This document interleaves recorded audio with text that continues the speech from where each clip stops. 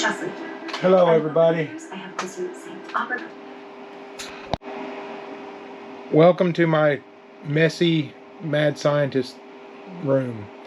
We are about to print a Stratocaster guitar Fender that I drew in Fusion 360.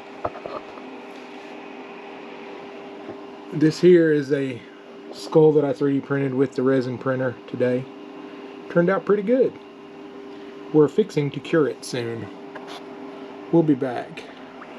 Yeah, there we go. Look at it, glooping down in the gloop. Yep. Anyway, this is just some footage from, I don't know. Anyway, 3D printing with ADHD. Oh, by the way, this resin is not very good. So I'm mixing it with good resin to use it so I don't waste it. That's where that color came from. Yeah.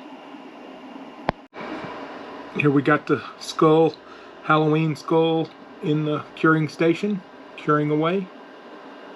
Look at that. Some bright lights. If you can tell in the bottom of it, I put a small hole. That's so I could get some alcohol from the cleaning thing, the cleaning station here, inside it to get any residue out of it. Just kind of helps so it doesn't leak after it's done curing. Sometimes that happens. Yep.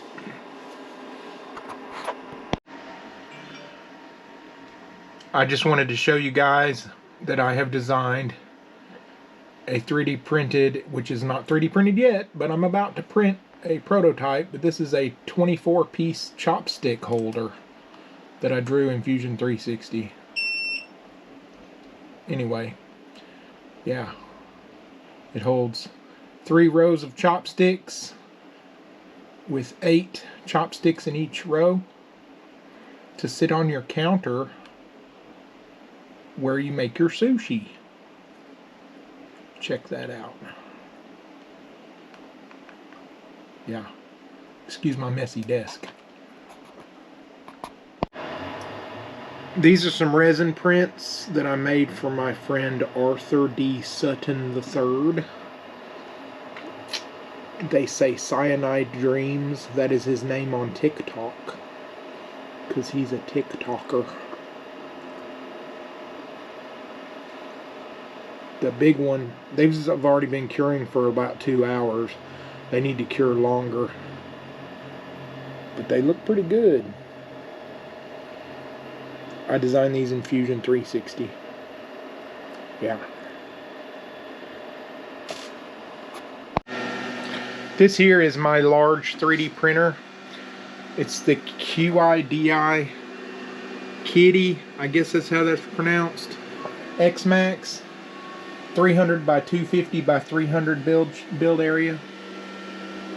Sucker's pretty awesome. It's an industrial grade 3D printer that has 2 print heads, or 2 hot ends, I guess you would say, built-in extruder, direct drive. Anyway, this machine has a standard temperature extruder or hot end, and then a high temp hot end, which can print higher temp materials up to 300 degrees, I think, maybe a little hotter. This is my favorite printer. That's just a piece of paper I keep in the bottom for leveling the bed. I do believe in always leveling the bed with a sheet of paper, not with some stupid leveling contraption that a lot of people are into. I think that's just kind of goofy. But anyway, yeah, this is the bee's knees. These cost about $1,100. I like it. Anyway, I'm 3D printing a chopstick holder. Holds 24 chopsticks. Actually, yeah, 24 chopsticks. And this is your control center. It's touchscreen. You can go here and monitor, change values at any given time. You can turn the fans on and off. You can have, and it shuts itself down when it's done, which I like. You have to set that. It's pretty handy. And I called it the chopstick holder. Like I have a stuffy nose. Crazy, huh? This is another one of my printers. I'm very unorganized. Anyway, this is a Creality Ender 3. I believe this is the Ender 3 Standard, not the Pro. I don't have anything printing on it at the moment, but I will be soon. I've got to think of something to print because I am having like creativity block. But I just thought I'd show this one to you. I have a total of roughly 10 printers. I just don't have all of them set up yet. Yeah, this printer here is a JG Maker Magic by JG Aurora. It's similar to an Ender 3.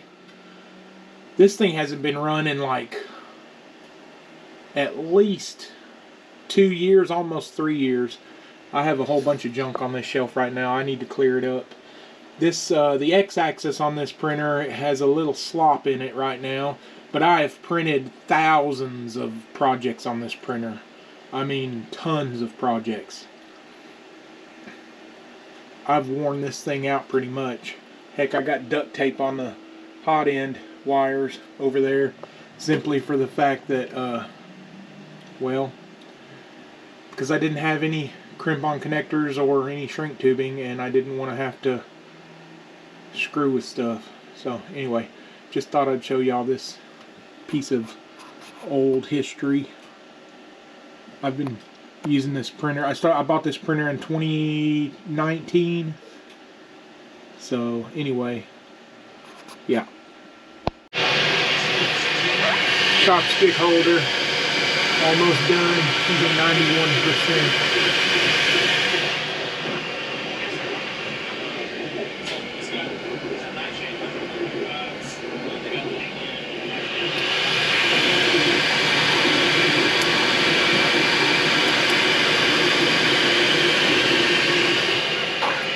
Here we go, finished product. Look at that. Chopstick holder.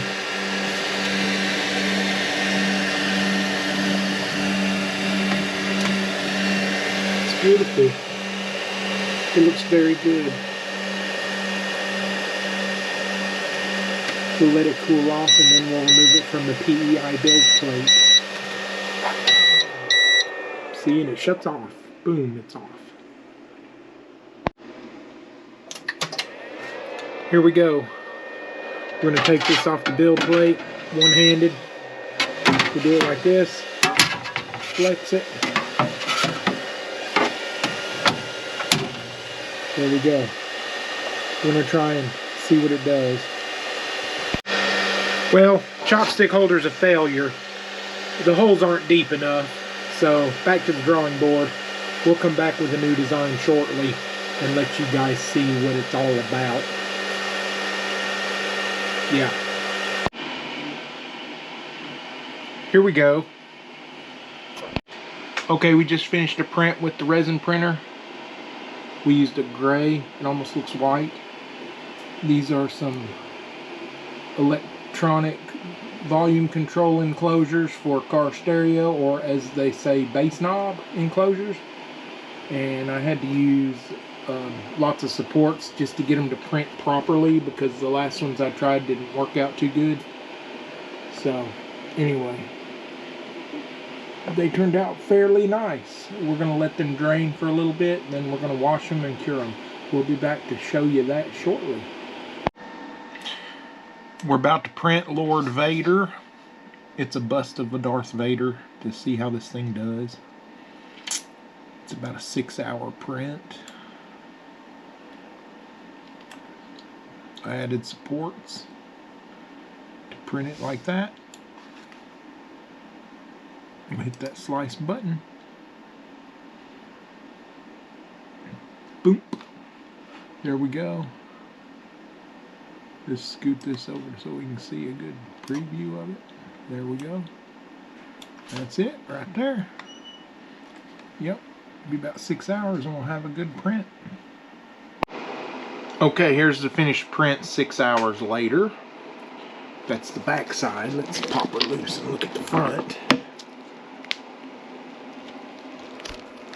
Let's see. Yeah, Darth Vader. That's Luke's father. Yeah, that sounds pretty cool, huh? Okay, so we're gonna put this on here. We got a metal plate here. I'm holding the camera, so we'll be back after it's washed in this washing machine. Yeah. Here we have Lord Vader in the curing chamber. She turned out very good. Or he did, not she.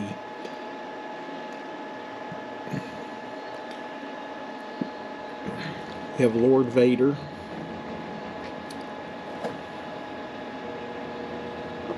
Just take a little look, let it come around.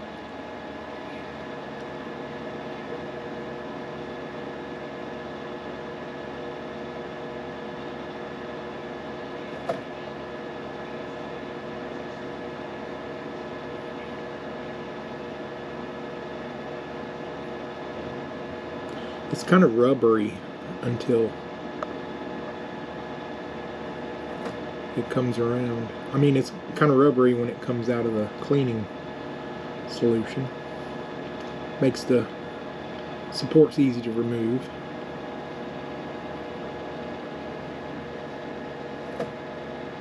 Look at that. That's Luke's father. Yeah, Luke's father. Here's our next print in the resin printer. It is a Back to the Future DeLorean. I created this off of a CAD file I found online. So there's some detail missing, but then there's a lot of detail on there. I think it's pretty awesome myself if we rotate around. So those tracks on the wheels are from the fire from when it went back into 1955. Anyway, we didn't need those. I tried to remove them off the file when I had it in Fusion 360, but it would screw up the dimensions of the car, so I just left them on there, and the red areas are not going to print. So we're going to load this up and put it in the printer, and we will show you what it looks like. Okay, we have the lid off the printer. This is the car. Doc's DeLorean time machine. Look at that. That looks pretty dang good, I think. I've wanted to print a DeLorean that looked good for a while. So we're gonna wash this in the wash machine and then cure it. So let's put this back up here. I can't do it one-handed, so we'll be back. Okay, here we have the DeLorean time machine in the curing station. It'll need a little cleaning up afterwards, but I got the support material off. Here comes Lord Vader, Darth Vader.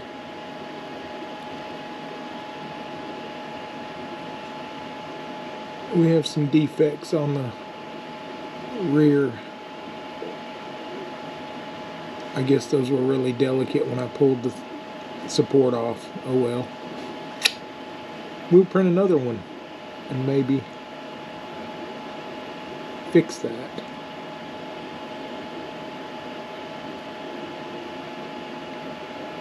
I will spray it down with some curing spray. I may paint it silver and then do hand paint. But anyway, looks pretty good. Fairly good.